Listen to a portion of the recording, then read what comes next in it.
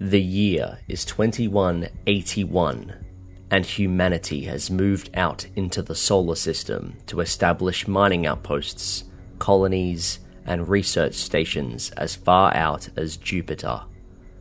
120 years ago, the Tyson Observatory finally discovered the ninth planet that had long been hypothesized to exist beyond the Kuiper Belt.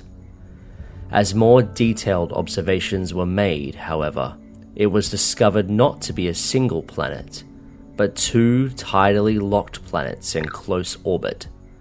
The larger of the two was named Erebus, after the primordial deity of darkness who existed before the Olympians, while the smaller planet was named Nyx, the sister of Erebus and goddess of night. Additionally, there were 4 observable moons orbiting Erebus and Nyx. They were named, in order from largest to smallest, Aether, Hypnos, Styx, and Thanatos. Aether was slightly larger than Earth's moon, while Thanatos wasn't much bigger than the dwarf planet Ceres. Scientists began calling the strange system Tartarus. Early probes suggested that these two worlds and their moons might be rich in exotic elements, and so the various mining consortiums are all eager to stake their claims. The challenge is that, under interplanetary law, a resource claim must be made on site, meaning they would have to send a crewed mission. In an effort to be first on the scene, the Waylard Mining Company retrofitted one of their older ore freighters with experimental engines to make the trip. Renamed the Orpheus, she and her crew have been sent to the very edge of the solar system to perform an orbital survey, locate a suitable landing site on Nyx, travel to the surface in a survey pod, and stake the company's claim. At least 3 other mining companies are rumoured to be sending their own Tartarus missions, so there's a great deal of pressure to complete the mission as soon as possible.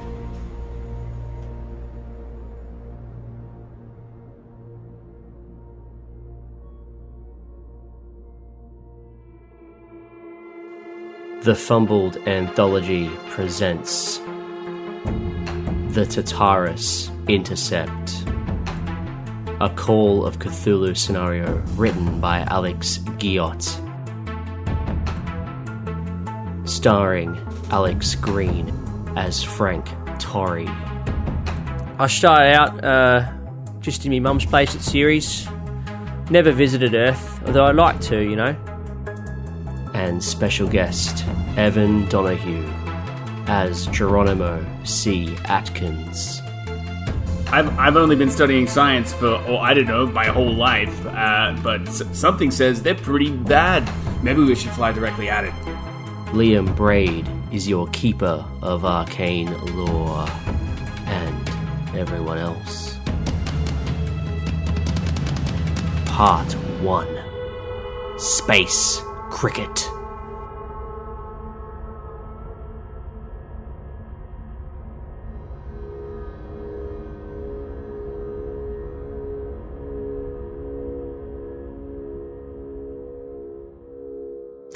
A dull pulse of light stands out in the immeasurable darkness, barely visible against the vast, unmoving curtain of stars. The ship's engines glow faintly as it continues the 8-month deceleration procedure at the very edge of the solar system. The sun far behind is nothing but a slightly brighter point amongst countless others. Up close, the ship is a blocky, industrial-looking machine of corrugated steel, carbon fibre plating and transparent aluminium.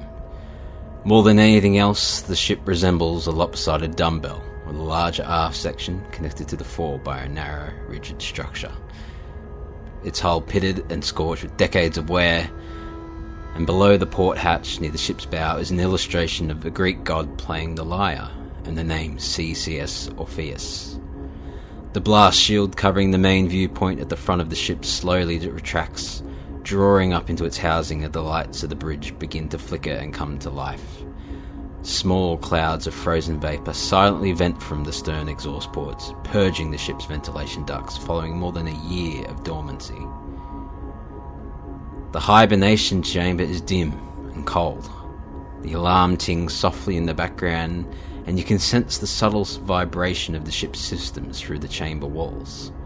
A moment later, there is a hiss of air as your hatches open, and the lights of your cabins fade on at their lowest setting. You hear your crewmates next door stirring in the other cabins, and nearby, as the motherly voice of the ship's AI begins speaking in its incessantly soothing tone, repeating every second for 5 minutes, it says, "All systems and mission parameters are nominal. AEC time designation is Sol 2181-22415. Resetting subjective circadian rhythm settings to morning protocols. Communication delay to Sol 3 is 5.4 days. There are 8 messages awaiting crew attention, including a Priority 1 transmission from Harbours Jacobson EML." And as that finishes, the air smells of coffee wafting down from the galley that seems to have been automatically switched on, and the faint metallic odour of the ship's heaters that are still working to bring the temperature back up to a tolerable 18 degrees Celsius. In one of the pods, we have the ship's pilot. Who are they? The scene opens on a man. He's pretty scrawny. He's got like wavy black hair, blue eyes, pale complexion, very slender, about average height. And you probably see him kneeling by his bed, hands in prayer, and you just hear him whispering, "We pray to the light. We pray for plentiful food. We pray for plentiful harvest. We pray to the Almighty to keep us safe. In the Lord's name, Amen." And then he gets up and he starts heading towards the galley in search of some coffee. Very good. And you walk past another cabin, which has the ship's science officer in it. Who's this person? This is Fade Up on one Geronimo Atkins, age 40, slightly overweight, mop of curly brown hair on top of his head, glasses, nice big round science glasses. From the outside, classic scientist. All the visual markers. Got the lab coat, got the pens, even though pens are obsolete now in the year 2181. He likes to keep it as the accessory of like, this is a tool of writing, good God. He is performing science upon waking in the form of writing down notes about his theories and ideas for how to accelerate human expansion across the galaxy. That's where we are. And you're also heading out looking for coffee? Heading out looking for coffee. You've been asleep for over a year. What are you doing as you stir? I think seeing the pilot go past. Oh, this is waking up for a year. Yeah, straight into the science. Just you know when you wake up and you're like, man, I had the craziest dream last night, and you want to tell someone the inane things that they don't care about that happened in your dream. Imagine that for a year. He's got a year of unconscious scientific labor, like solving the world's biggest crossword, happening right now. He's just got to get it all out on the paper. Coffee can wait. Great. So you walk out, you probably head down to the galley. I posted a little bit of a map there for you, so you can have an idea where the galley is. I'll give you a little bit of an idea of who else you're going to be meeting in this galley. Of course, you would have met them before you went to sleep. So basically, we have the ship's captain, Captain Stone. Captain Stone's quite a young captain, probably not the most experienced at doing long-range missions. Is mainly specialised in local surveys of other asteroids in the around Ceres and Jupiter. But so this is their first big mission. It is a big mission because no one has ever been out this far. So he's nervous but proud to be taking on this role. He's quite a big man, lean and fit. I'm sure you can talk to him and learn more about who he is. We have Sarah Green, the ship's engineer. She's an older lady, very experienced. She knows this model of ship like the back of her hand. It's a bit... The Wayland Mining Company has given you a bit of an old rundown ship, because quite frankly that's all they give to any of their crews. So it's a bit scrappy, but she keeps it running well, and she's confident it will survive the journey, which is good. You obviously want that. If this is a risky exploratory mission, you wouldn't commit your best ship. It's like, hey, we're probably the 4th ship they've sent out. That was their thinking. See, the Wayland Company, they're not sure if there's anything worthwhile out here, so they sent a bit of a scrappy ship. This is like the pool ship. We have Sean Cooper, and Sean Cooper is the young mechanic working underneath her. He's actually an Australian lad. He's a young, lean, fit guy, very optimistic. He's excited to be invited onto this mission by Sarah. Basically, she handpicked him to come with. You also have Dr. Chandler, so the assigned doctor for the mission. Doesn't have much to do unless anything goes wrong, of course. He does do a few routine duties like you all do. But he's quite a quiet man, doesn't really say much. Doesn't have much to do with what you guys do. He's just sort of there to observe most of the time. And that's it. That's the crew. It's a small crew. It's a small ship.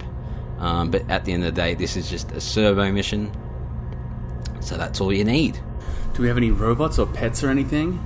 You have the AI. The ship's AI. Ooh, okay. And not to spoil any previous scenarios, but I promise you, this ship's not made of wood this time.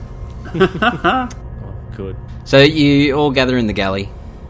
And you probably tired and say your hellos to each other. Do you want to chat to anyone before the captain gives the first debrief of since waking up? I want to check in with the doctor. What was the doctor's name? Dr. Chandler. Dr. Chandler, yes. Raymond Chandler the fourth. And the fourth. Just be like, hey. And say, doctor, there is this is my first time doing any kind of cryo sleep. I was wondering if I could get a check-in later. I've got a little bit of a hypochondriac streak. Want to talk to the doctor. Also want to make friends with the doctor. I want to hear some cool doctor stories. So I'm hoping to just crack open that nut a little bit. So the Dr. Chandler, he's an older man. He's the oldest man on the ship. He's had a lot of experience being flying around the solar system, doing like space-specific checkups. So watching for the sickness that you can get from zero-G. Zero gravity sickness, that sort of thing. So he's got a lot of experience. He's a lot older. He's quite new to the crew. Oh, you all are. This was sort of like a hand-picked, thrown together crew. And he's only been on series for a year, so even the people on series aren't too familiar with him. And yeah, he's quiet, but he's happy to chat about his family. He's like, yes, happy to have a check-up with you later. What was your... Oh, thank you. What was your name again? Atkins. Geronimo Atkins. Geronimo Atkins, like the diet. Atkins. No relation. He's happy to have a checkup with you later. Yeah, I look fine, right? I look fine. Right? In fact, what we can do is... There is mechanics here for sickness from being in like cryosleep for a while, so let me find the page for that. Anyway, when Liam gets a chance, I wanna speak with Sean because I wanna know what's been going on in the space ashes. Because he's Australian and I'm British. We got a whole year of space cricket to catch up on. So I want to be like, hey Sean, have you seen what's going on with the space cricket? No. It's been a few years. We've been sleeping for a few years, so just to catch up on the scores. I hear they played in a sphere. No, I don't know, mate. I only just woke up myself. I haven't had a chance to check the space cricket. Pretty sure we've had the rugby guys for the last 20 years now, so it should be fine, eh? Can I do a lock roll to see if we won the space cricket? Yeah, we haven't opened any transmissions, but let's do it. Yeah, all right. Oh, that is a A 39 and a 58. That's a success. The Brits won the last one. The Brits have broken a 20-year streak for the space cricket. The Brits won, but I heard the Australians, they found some of Jason Gillespie's DNA and reanimated him. They've got like 3 Jason Gillespies. Like, how do they lose? Jason Gillespie's head in a jar. So let's do just a constitution roll to see how well you're handling the wake-up procedure for coming out of sleep. Because 21 to 81, it's the very, very early days of cryosleep technology, so it's not... It's a bit rough. So let's see how you go. Constitution rolls for both of you. I've rolled over. I've rolled 64 with a constitution of 50. That's okay. So you'll be a bit groggy for a while. Might be a bit nauseous, but you're not out of action or anything. You'll still be able to do everything. Just you're a bit groggy, a bit nauseous. How about you, Frank? I rolled a 42 on a 70. Whoa. So that's a success. So you're good. You've done this before. Yeah, my first trip out to the outer planets. So, what's been going on with the space cricket there, Sean? Did we get the communication up yet? Yeah. I've already checked. I just want him to see it. Hang on, mate. Yeah, let me log into my phone here, or whatever they called. But let me log into my phone. The internet's slow out here. We are a long way out. No, mine's pretty good. Look at this. Oh, fuck. Nah, we don't even see Hey, that. come on, England. Captain. Come on, England. Come on, England. Hey. It's coming home. It's coming home. It's coming home. It's coming home. It's coming home. It's coming home. Hey. Same old Aussies always losing, eh? Got him good. Oh, it's going to be a good day. And then now that I've rubbed it in, I'm probably going to start heading towards the cockpit. Before you do that, Captain David Stowes walked in and said, "Settle down, boys." Okay. Settle down. Hope everyone had a good nap. Oh, slept like a log. Nope, I feel terrible. I've forgotten science. I've forgotten how to. I'm going to have to read a textbook. You all right there, Atkins? You look a little peaky there, mate. Oh, yeah.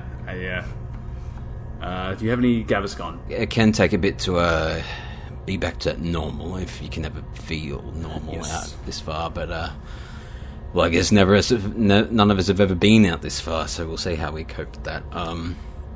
Look, I just wanted to go over a couple things before we, get stuck into the work that we're here for. Basically, well, first we have a message from the Whaling Company back on, well, at least our boss back on series. So let's play that message, and then I'll have a chat to you about what we're going to do from here. All right, everyone. So he turns on the screen. Imagine I don't know why all future space shows have technology being crap, but let's go with that. Let's go with that stereotype. Yep, all the technology's crap. So flickery old screen, and it comes up, and there's a video of a haggard-looking middle-aged man in a grey suit.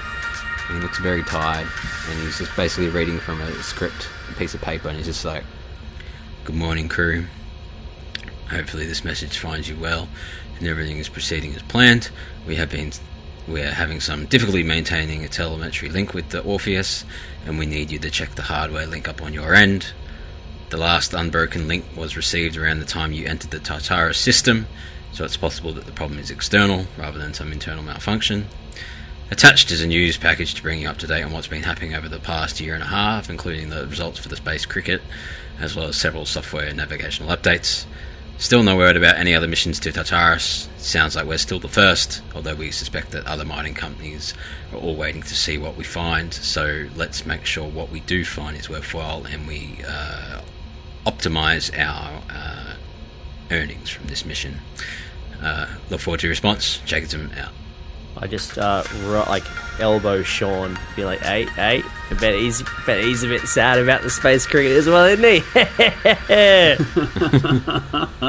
Yeah, and then Sarah pipes up. She's like, "Geez, you can tell he really cares about what we're doing, can't you? So much enthusiasm there." And Captain Stone's like, "All right, yeah, I know. Look, at the end of the day, the Whaling Company, they're just about the money, but what I really, really need to emphasise for you guys is this is dangerous, okay? You know that no one's ever been out this far. and it's just us. If we get into any trouble, we need to rely on each other. So I don't want any shenanigans or conflict between you all. I need you all to trust each other and work together. Because I do need to emphasize how far we are from where we've been. Look, I know I'm probably going over old ground for the scientist and the pilot here, but imagine the Earth was the size of a baseball. Pluto would be about 40 miles away. Well, where we are now is about 1,130 miles away. Whoa. We are a long way away, and we would be the size of an atom in comparison to that baseball. So I need to emphasize once again, trust each other, work together, because if we get into trouble, this is it. There's no help coming. And I want you two to give me a sanity roll for that realization of you're on your own. Oh no. Oh wait, no, that's good. Whew. I've rolled a 29, but I thought it was 92. Okay. Under my sanity of 60. I rolled a 45 and a 58. Yeah, so as the pilot, you've checked the course before you left. As the scientist, you're aware of this. How far you've done the planning. The others were just looking. It's just numbers. The others were just mainly looking after the ship working. So you guys are already across this, but yeah, it is a long way. It is quite scary that you've got no one to help you, but you're already aware of it, so you don't lose any sanity. So he's like, alright, so before we kick in, I just want to run over the objectives that we have for this mission, because we're not too sure what we're going to find. So objective 1, we need an orbital survey of the Tartarus system. The CCS Orpheus will enter the system on a parabolic course that provides the optimal sensor coverage, passing between the two planets, and then we will begin orbiting Nix. The survey should take about 3 days. Then, objective 2 is to analyse that data and evaluate any decent landing sites. We'll choose this based off what seems to have the best resources down there, if we find any at all. Objective 3 will be to land and place some claim beacons. Basically, the Allied Earth Council, to verify a claim, we need to place one of these beacons down. And it's basically first in, best dressed, and since we're here, we've got first choice. We've only been given 5 of the beacons by the AEC, so we need to pick carefully where we want to put them. And objective 4 is to retrieve some samples so that we can take them back and have them properly verified and studied to see exactly what we're finding out here. Alright? Any questions about that? Nothing from me, Captain. I'm sure if something comes up, I'll let you know. So landing sites. Are we going to be going down to these places? It depends what we find in the initial survey. If we find that there's the initial reports from the probe that was sent out here decades ago suggest there is something valuable out here of some sort, in terms of minerals or metals or something. But this is what we're here for, to find out what that is. If we don't find anything, then there's probably no reason to land. But we're here to investigate. So even the slightest hint of something, the company's paid us to land and see what we find. Great. Cool. I'm on top of this. I feel like as the scientist, I'll be taking a lead on a lot of this stuff. I'm happy to take charge, handle everything. I can look at the data, do what needs to be done. Great. Yeah. Sarah, Sean, how about you two head to down, make sure that all the engines, all the systems are operational. Remember, also check the life support system, because we obviously want to make it back home. Frank, Geronimo, how about you guys head up to the bridge, make sure we're still on course, because we've all been asleep. It'll not be good if we wake up and we're in the wrong spot. And who else is on here? Doc, just make sure all your supplies are in order. Be on the lookout for any space sickness or any symptoms that you might find odd. As we say, these cryosleep technology, it's a bit new. It can rock a few people. So Doc, head off, make sure that all your supplies are good to go, and we'll kick off the maneuver to enter the orbit of Nix. Sounds good to me. Sounds good. So yeah, you two head up onto the bridge, all right? Yeah. I'm gonna do some diagnostics. I'm gonna prepare the survey equipment. I'm gonna do what needs to be done. I'm Johnny Science over here. Come on, Atkins, you're coming with me. Let's go. We'll head up. Show what brings you on this ship, Geronimo?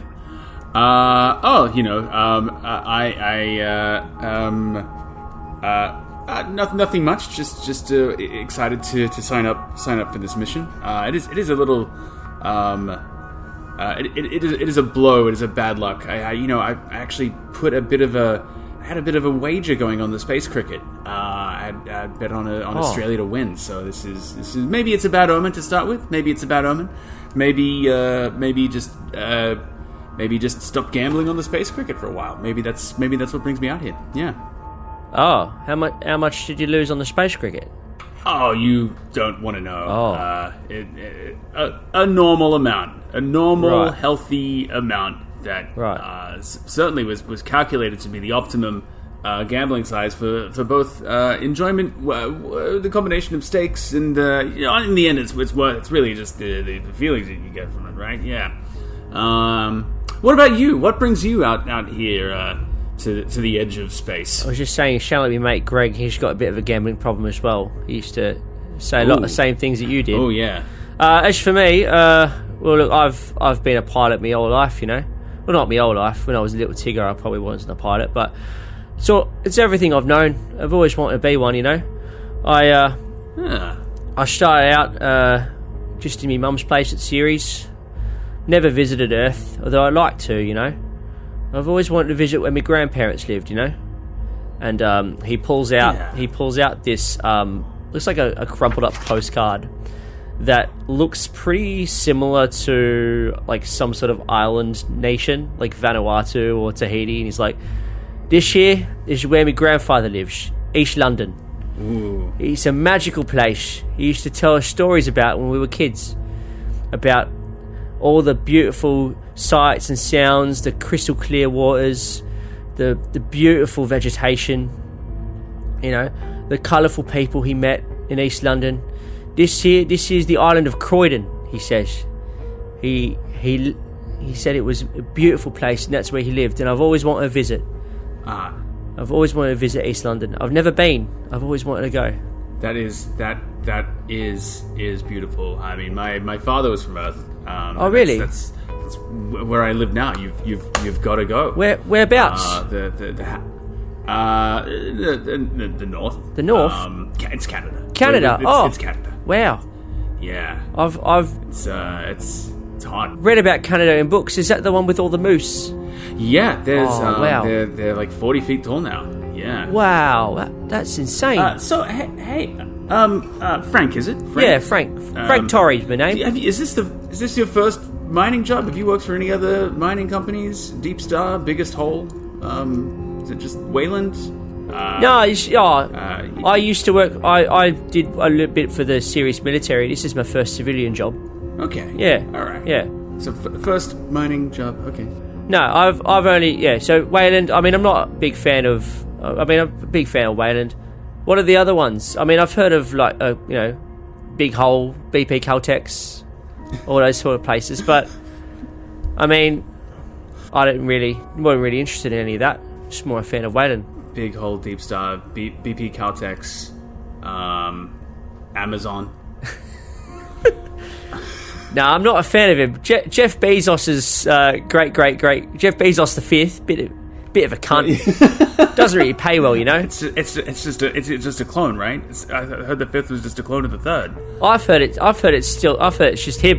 I've heard he's over 200 years old. They just become more cunty with iterative repeats. Yeah, it's just him. They're doing consciousness transfer. I've heard he's just 200 years old. And he just doesn't die. If you want to stick around with the mining, if this is a good job for you, it is a good way to reach the edge of space and test the very limits of what humanity can do. This is exciting stuff that we're doing. It's pretty fascinating, isn't it? Yeah. I mean, I'm just in it for the money, really. I mean, Wayland doesn't pay very well, but it's something. Hopefully, it'll get me to East London one day. Oh, it's. Oh, yeah. I mean, if only there were another way to make more money. doing this work, right? Am I right? Yeah, right. Yeah. What do you mean? Yeah. Oh no! I'm just. It's. If that were to interest you, then it would interest me that interests you. You might want to make more money. Well, I mean, Doing this stuff. what do you? I mean, who doesn't, right? Can I do a psychology roll on Geronimo? I think you need to do one on each other. Yeah. All right, let's go. Okay. Psychology. What's my psychology? Oh, my psychology is only 10, so that's a bit rubbish. 52. That's a fail. Okay. Rolling psychology. Yes! I rolled a 32. I have a psychology of 35. So it's a success. Oh, okay. Frank, you're just having too much of a chin wag. Yeah. But in the midst of all this, Geronimo, you notice that it's a bit odd that Frank wants to go to Earth, and he's going the complete opposite direction as far as he can. So he's probably a weird motivation to come on this trip. Yeah, seems counterproductive. Maybe it's counterintuitive. I don't know. Maybe. I would say, with your success, I would say that when you mention like that there's money, I think Frank is very interested in making some money. Okay. Like he's extremely interested in making money. All right. Yeah, that's all I'll Noted. say. I'm putting that away. So you arrive on bridge, and all the lights have turned on. The systems are powering up, and you go to the front window, and in front of you can see an incredible sight. Basically, you have arrived on this Tartarus system, which is the two planets, Erebus and Nyx, in perfect synchronized orbit of each other. It's quite impressive to look at. No one's ever seen this up close before. What I wanted to do is give me another sanity roll to see if this inspires you or scares you that there's something this impressive you've come this far to see.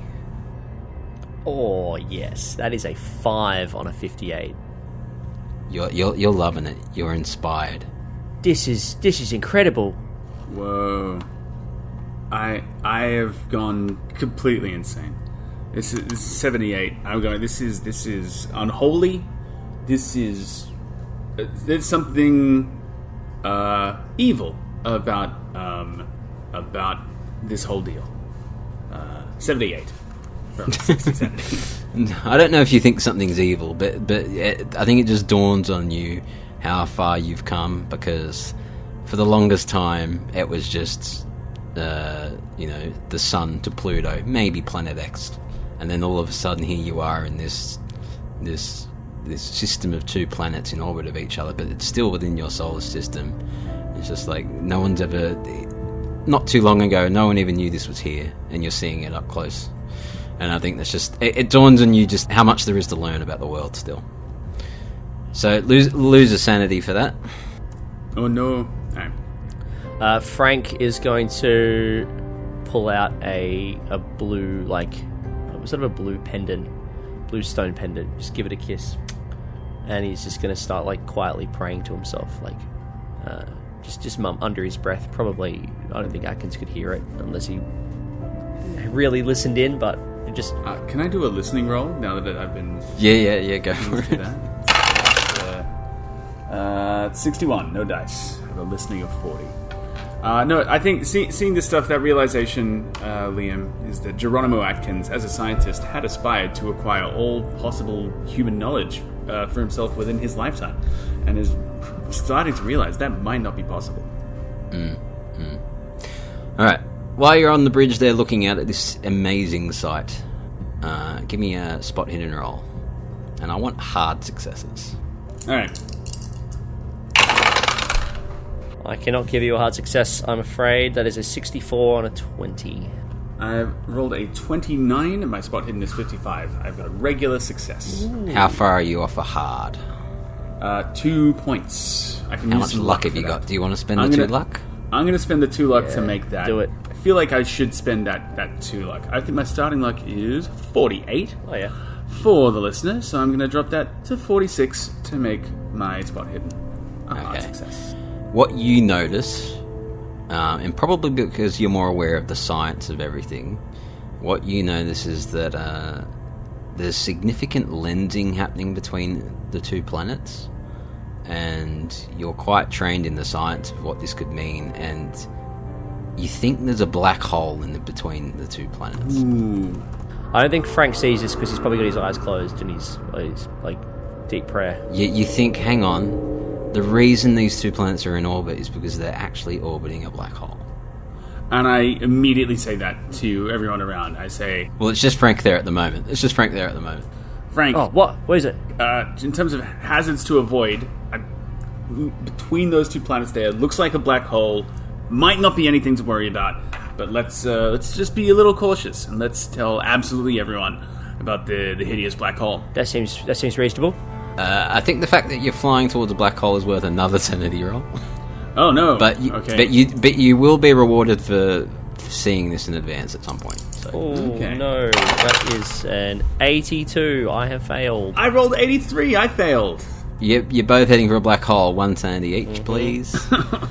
It's starting great. So it begins. And I just got to grab Atkins. Oh shit! Is that? You say black hole? Yes. Oh fuck! Oh, we can't get near that. That's oh no. I've only been studying science for I don't know, my whole life. But something says they're pretty bad for stuff. Although it would be nice to study it. Maybe we should fly directly at it.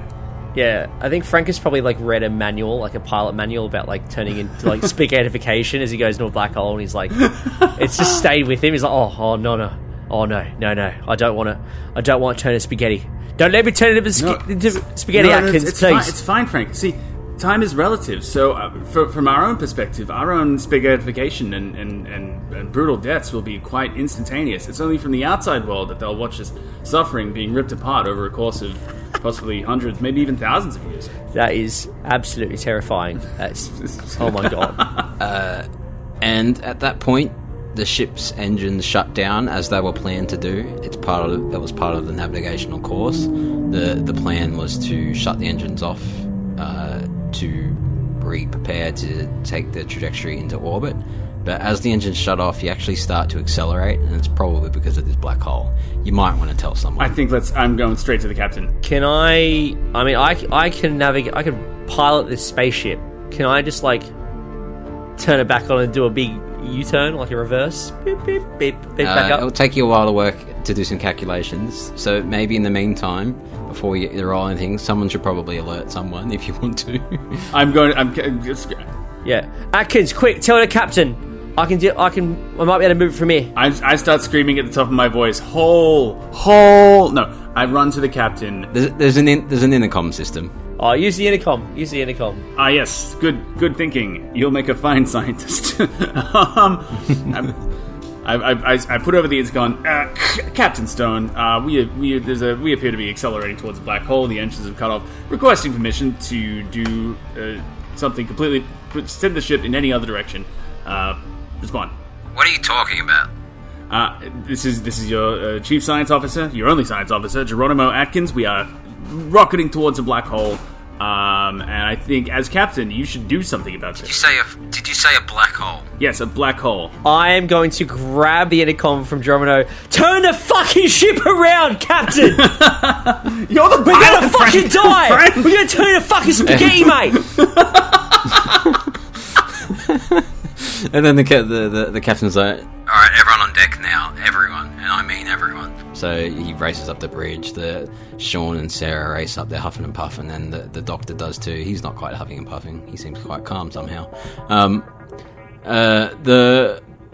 then the captain looks at the immense scene of the two planets, and he also notices the lensing of the light, and he's like, fuck. Alright, Frank, quick. What's our current course? Where is it? Where are we heading if we don't do anything? If we stick to what our ship is programmed to do, what's going to happen? Should I do an astrogation roll to find out? Yeah. And what I'll do is, for Geronimo spending the luck earlier, I'll give you a bonus since you've had a bit more of a heads up. A bonus? Yeah, so because for the reward for spending the luck early is you've noticed this earlier, so you've had more time to work this out than what you would have if you didn't. That's cool. I got a 34 and a 45, so this is a success. So yeah, your ship's trajectory is being altered by this black hole, and you are heading for the black hole itself. I would like to pilot the ship out of danger. He's like, Frank, quick, plot a course, do whatever you. I've never flown towards a black hole. Do you know how to plot a course to get us out of this thing? Yeah, I can do that. I mean, do I another astrogation roll? Yeah, another astrogation roll, but you can have another bonus for this one. Yeah, sure. Let's see. That is a 4 on a 45. Extreme success. We're back at Earth. We're there. We made it. Yeah. So if we I can plot one right now, and I just pull out like a little play with the computer for a bit. All right. Let's see. We can go. Yep. We've got thrusters at 75%. We can probably push our way out of it. Big old U-turn. Let's go. He's like, all right, Sarah. How are we for power? Do we have the engine power available to get out of this thing? And so Sarah is going to do a check to see if she can answer that question. Come on, Sarah. Don't let us down. If one of you wants to roll it, but technically she's the engineer. If one of you wants to roll a engineering roll, you can if you want. Do I have engineering? I have operate heavy machinery. This is the heaviest machinery we know, right? Is there not an engineering skill? It'd be out of science, I think, which I don't have. No, I think this is going to be all scientists. Typical scientists trying to crowd in on the engineer's territory, being like, "Well, it's like you're not really a scientist." You know? The engineering does have an engineering skill, so I'll roll for her. But if any of you wants to roll engineering, if you no. All right. She rolled an 8. Fantastic. Best space team ever. She's like, yeah, I'm pretty sure the systems look good when we were down there. I'm pretty sure. Yeah, we got. I don't know how this black hole works, but we've got all the power that we have, so we'll give it a crack. Can I roll some astrophysics to try and understand how we might be affected by the black hole and explain it to the others? Sure. Yeah. Great idea. Good idea. All right. Okay. I'm just trying to process this black hole. I have rolled a 4. Wow, everyone's rolling great. My astrophysics is 65, so this is super epic success. Yeah. And just to step out of the magic of roleplay for a little bit, I personally, as Evan Donohue, don't know enough about astrophysics to carry out this role. So I'll give you an answer for you. Yeah. Luckily, Liam is an astrophysicist, and he'll tell you right now, perfect scientific analysis. He will tell you exactly what happens. Go on. I'm the keeper of Time Lords for this one. So you figure out that because the 2 planets are actually in orbit around this primordial black hole, and from your calculations you work out the black hole is equal to 16.1 Earth masses, while Erebus and Nix are only 2.11 Earth masses and 1.15 Earth masses. The moons and the spherical halo of dark matter make up the remaining mass of the system. And basically through all that, I need to find out what the time dilation effect is. So if you want to role play out saying some of that shit, go for it. Yeah. So what is it? We have a black hole, folks. Basically, the black hole is huge. The planets are small. It is going to result in some time dilation. It could be very possible that we get back to Earth and everyone we know has died. But depending on who the people are that you know, that could be a good thing or a bad thing. It's really down to the individual. Here, I'll help you out. I found the handout. So basically you can sort of role-play saying this stuff to everyone as well. Time dilation. This time dilation within the Tartarus system is inexplicable based on humanity's understanding of the relationship between gravity and space-time. Of course, with so little known about primordial black holes and dark matter, there could be some unknown property of physics at work. The numbers on the time dilation line above indicate how much slower time is moving relative to Earth. For example, that's describing the map. Yes, yeah. We got a primordial black hole. We got Nix. We got Erebus. Earth. That's baseball distances away. For example, while the Orpheus is on Nix, Time is moving 32 times slower than it is back on Earth. So yeah, everyone there is they're going interstellar on us. They're aging. In other words, if the crew had spent 3 days on the surface, that's us. More than 3 months will pass back home. So if we go to the surface, we gotta chop. We gotta hurry it up. Or not. Maybe we just hang out here for a bit. Maybe a year or so, and then I don't know if anyone. If you happen to have, say, a term deposit, some money in the bank, that's like 32 years of hot interest right there. I mean, it's probably going to keep in front of inflation. Let's pit astrophysics against the housing market. So this time dilation effect it's not likely to cause more than a minor inconvenience unless our ship gets really close to the black hole, in which case we could lose a whole year. But, for some people, that might be good. It could be a good thing. Who knows? Are you saying the closer we get to that black hole, the faster time moves on Earth? Yes, exactly. Thank you, Frank. Frank, you have the gift of tongues and words. No worries. Frank is, quite horrified at the thought of losing Earth time. Do you want another sanity roll? Yeah, please. It's a 44 out of 57, so he's probably thinking, well, I mean, me mum, she's in her 60s, but you're saying the closer we get, but as long as we don't get too close, it's only like a few months or a year, right? Yeah, unless we really try to do it. It'll move 32 times. So if we spend 1 day there, that's a month back on Earth. But really, it's a couple months. But if your mum's 60, there's space drugs, right? We can. Right. Well, yeah. Now that you've mentioned the actual the actual exchange rate, I guess it's probably not so bad. Yeah. I was thinking we might lose 20 or 30 years or something. What you should do is you passed your astrogation roll, so you do work out a course that will minimise this as much as possible and keep you out of the black hole. But it might be a good idea to ask Geronimo what will the course you've plotted be affected by any of this time dilation. So this is the course I've plotted to get out of this hole. Is time dilation going to be affected by this at all? No, it seems uniform across the whole area. The dark matter halo from... I know the answer. You might want to know the answer. I was going to give you the answer. Oh, no. Oh, go for it. Yes. What is the answer? Basically, even with your success, the best you can do is during the maneuver to get into orbit rather than go into the black hole.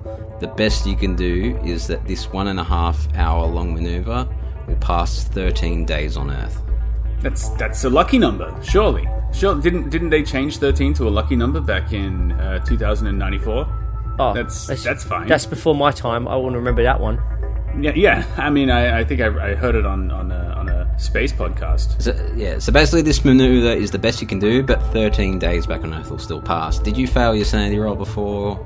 I passed. You passed? Okay. You don't lose anymore. I got 13 days. Okay. I think we can deal with that. Yeah. All right. Captain, you have permission to do this? So the engineer has said yes, we do have enough power to do this. All we need now is the captain. The captain's like, all right, you sure of your trajectory? Positive, sir. All right, Sarah, you sure of the engines? And she's like, yes, sir. Geronimo. I assure you 100% what we are about to do is scientifically completely ethical. All right, Frank. So Frank takes the wheel. The wheel? It has an old-fashioned wooden wheel, this ship. He takes the proverbial wheel. It's probably like more of a throttle, right? He pulls out his blue necklace, kisses his little pendant, and takes a deep breath. Dear Lord, please give me the strength to follow this course and get us all to safety. And he fires up the engines. Please give us the strength to remember our loved ones and make sure we get home safely to them. Please give us the light. Give us a bountiful harvest. Give us the light. Take it away. Give me that pilot spaceship roll. Alright. Let's do it.